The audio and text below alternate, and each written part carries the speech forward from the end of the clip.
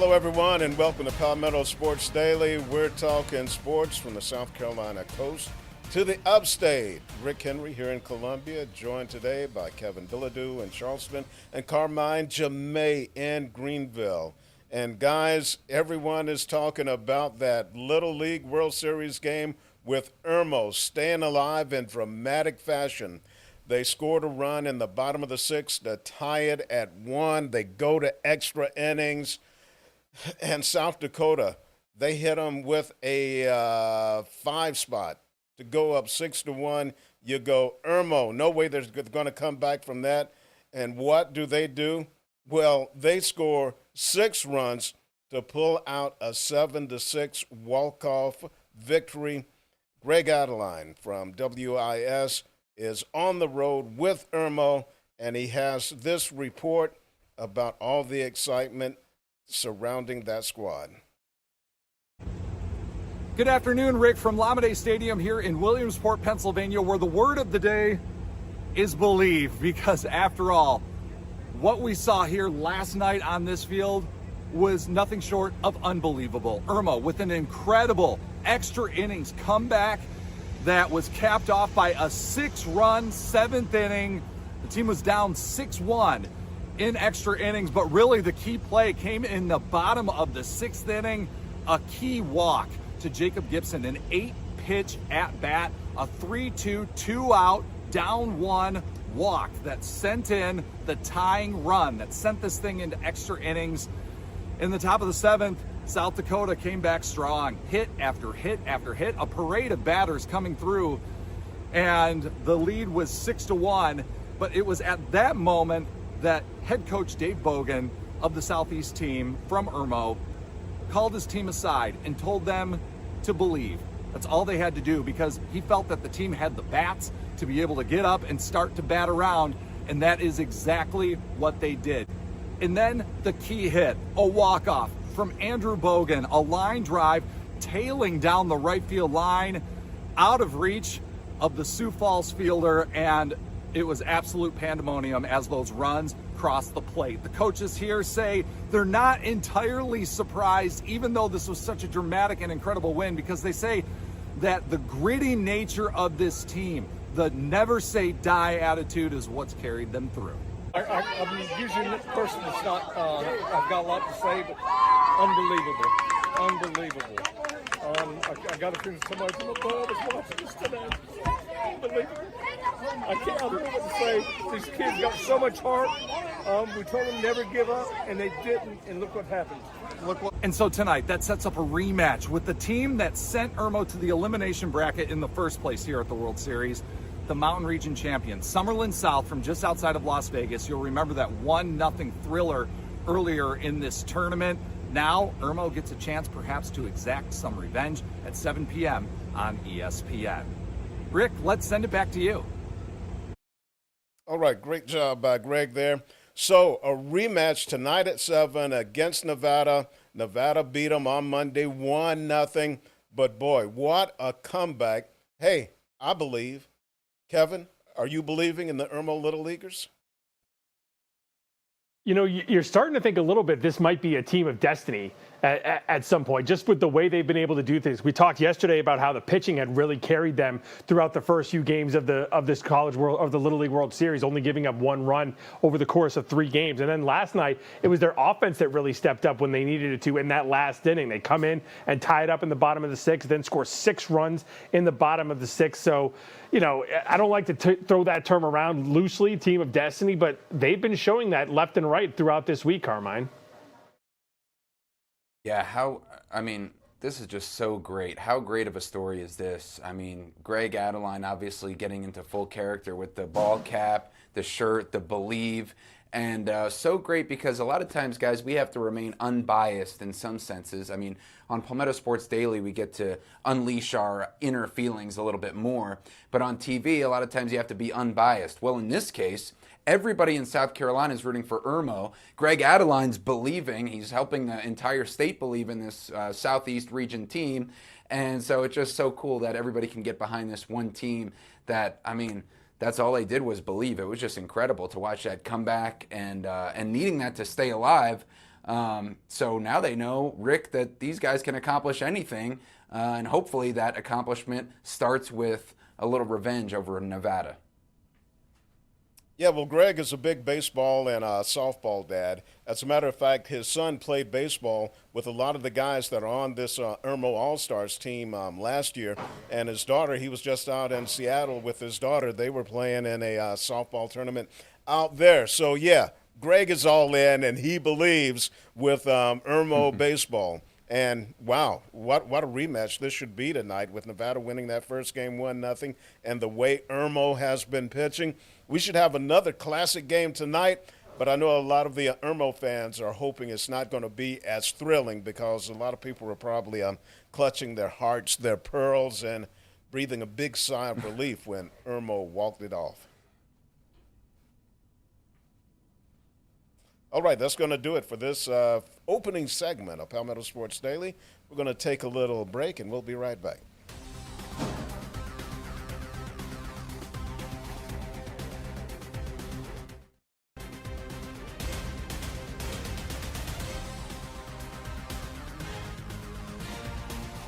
Welcome back to Palmetto Sports Daily. We are about 10 days away from NASCAR returning to the Palmetto State with the race down in Darlington next Sunday. And NASCAR drivers have been making appearances all over the state this past week as they try to get people excited and ready to visit Darlington for the Track Too Tough to Tame and that Cookout 500. And then included in Columbia yesterday, where John Hunter Nemechek visited with Shane Beamer. Rick? Yeah, Kevin, this is one of my favorite times of the year because with us being so close to Darlington, just about an hour away, we're always getting NASCAR drivers making their media tours here in the capital city.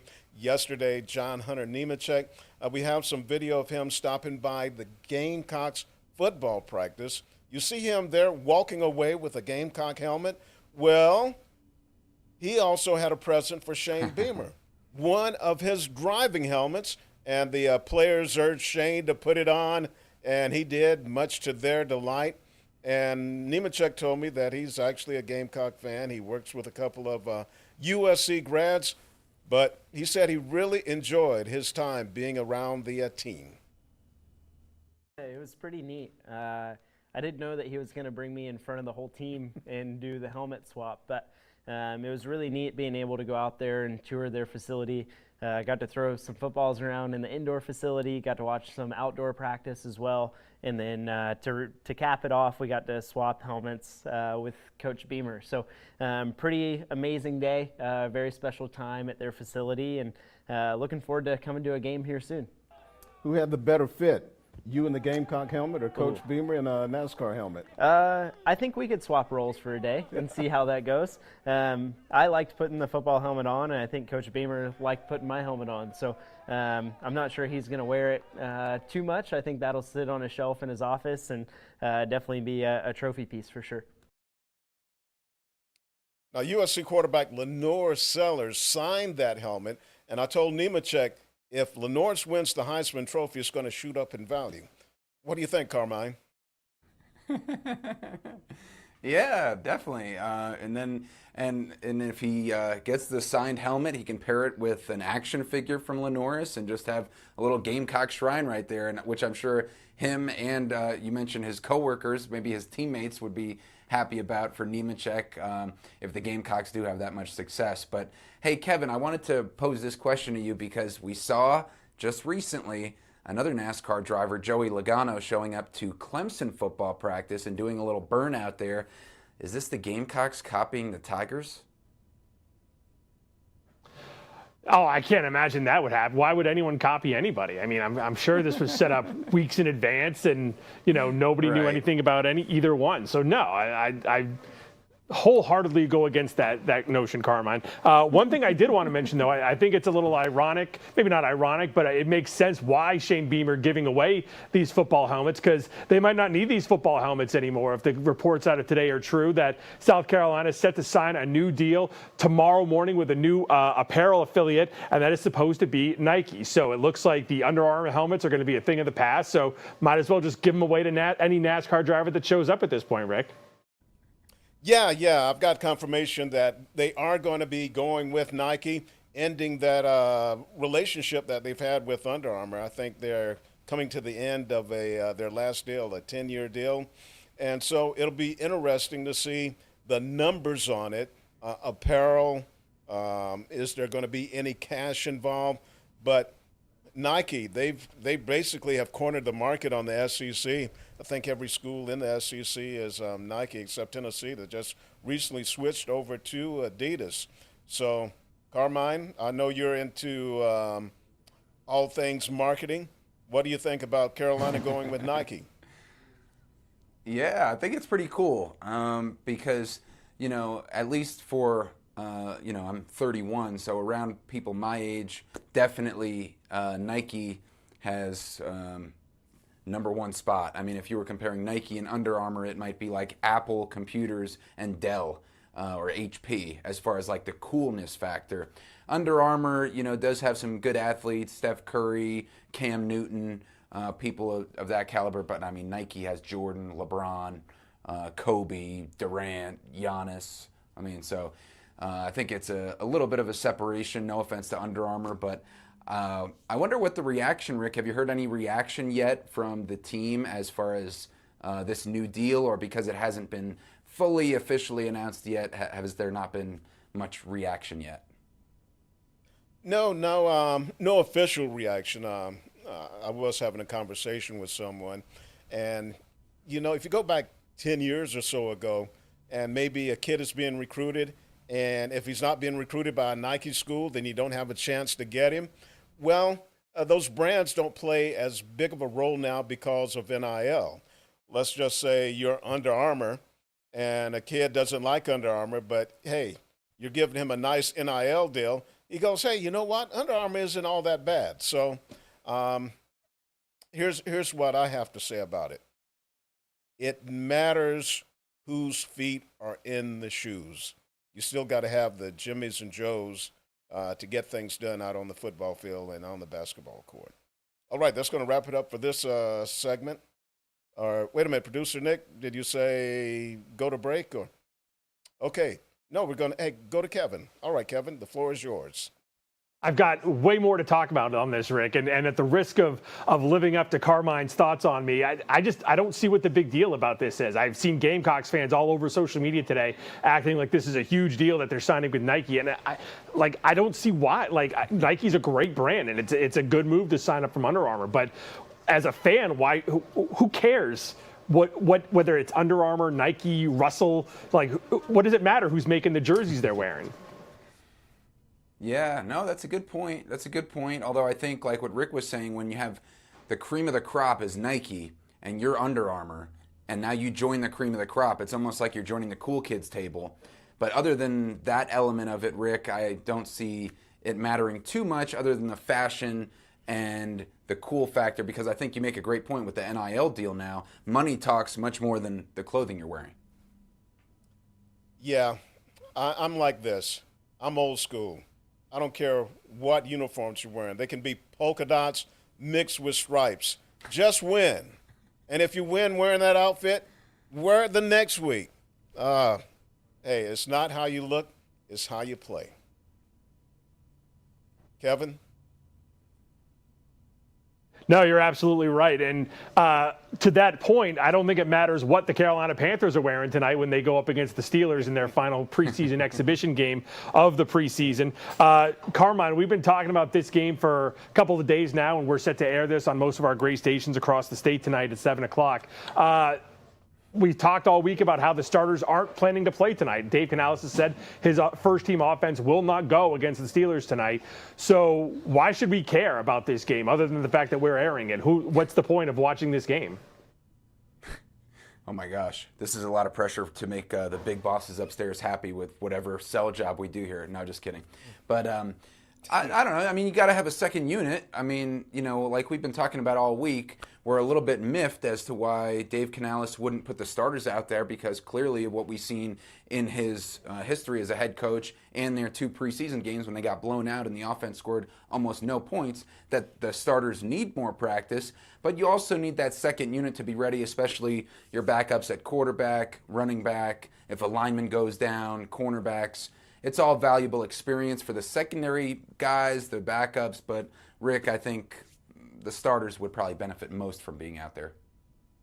Yeah, the game loses a lot of appeal, especially when we're talking about preseason and you're not going to see any starters. But I'll pay a little bit of attention to it because, hey, is there someone there on the second or third unit who has a chance of making a big contribution? Or if a guy's really having a poor game, it's like, get that guy out of here. Yeah, don't even be wasting our time. But, yeah, I'll keep an eye on that, and I'll be watching the Little League World Series also. So we have some viewing options. All right, that's going to do it for this segment. We'll be right back.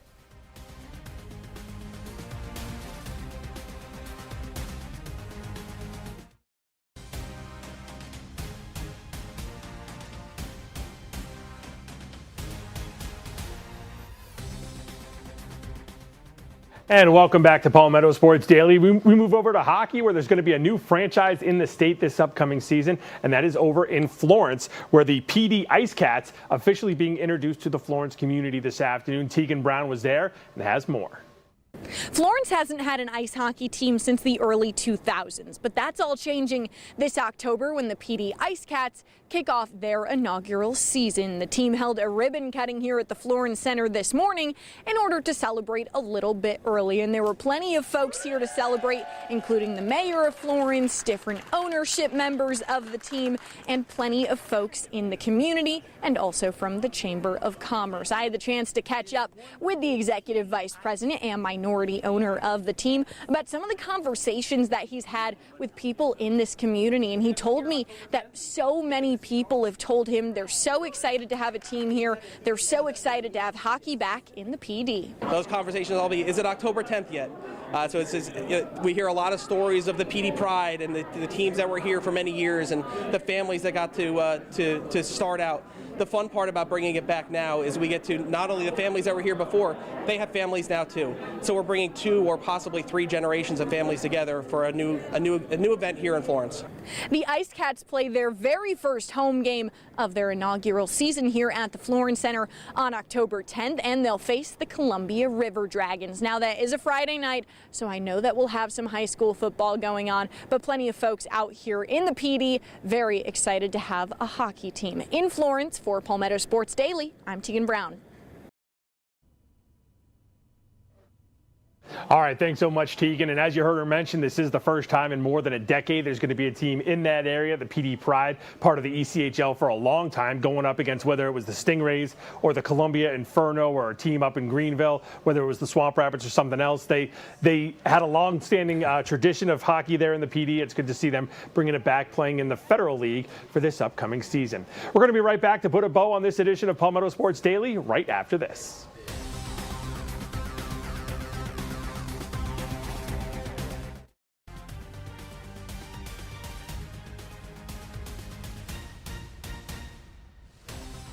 All right, welcome back to Palmetto Sports Daily. I have to say I'm flattered to be in the middle between legends of the state on either side. But guys, a team that's trying to become legendary is Clemson basketball. They're replacing so much. Kevin, don't look around. I was talking about you.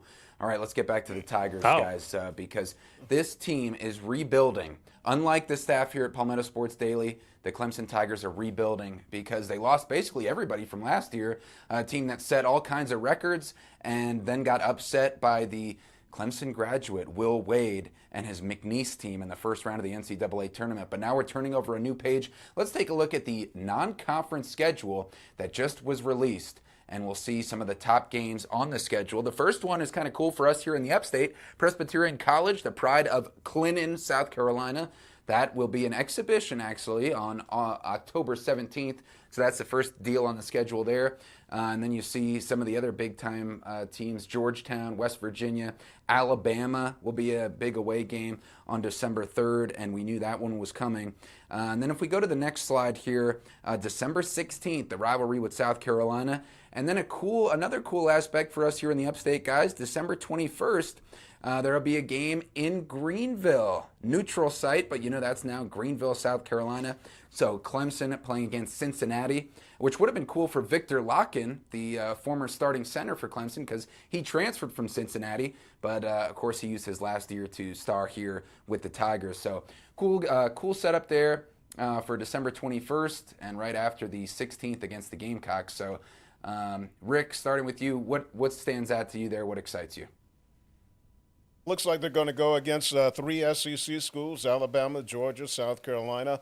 Always like to see the interaction between the SEC and the ACC. I would like to see 1 or 2 more in-state schools because I think those are interesting also whenever Clemson or South Carolina, when they play someone with like South Carolina State or Coastal Carolina College of Charleston. I like those matchups as well. Kevin? Yeah, I'm really excited for Clemson to come down and play in the Low Country. They're part of the Charleston Classic this year, that game against West Virginia, and then they'll take on either Georgia or Xavier coming up that Sunday after the West Virginia game on a Friday. But pretty solid non-conference schedule for the Tigers. I mean, there's a fine line you want to go on when you're in the ACC. You need to have a lot of good non-conference games, but also your conference schedule is going to be so difficult that you don't want to overload it as well. But you've got to have at least a few on there so that once tournament time starts coming around, you can point to that non-conference schedule and hopefully point to a few good non-conference wins. And like I said, the West Virginia game, South Carolina, either Georgia or Xavier, the BYU game as well. Those are some real opportunities for them, Carmine, to kind of point to their schedule and say we did pretty much all we could. Yeah, definitely. And I can't wait to see what they're going to try to do, because you look at all the people who they had to replace: Chase Hunter, Jaden Zachary, Ian Shefflin on the football team, Victor Locken, Chauncey Wiggins transferred away. So you basically have entirely new starting 5, and the bench is going to have to step up. Some transfers coming in. R.J. Godfrey rejoining the Tigers, and we'll be covering all that once college football season gets started. College basketball soon after that. But for Rick and Kevin, I'm Carmine. We'll see you right back here tomorrow for more Palmetto Sports Daily, and download the podcast as well.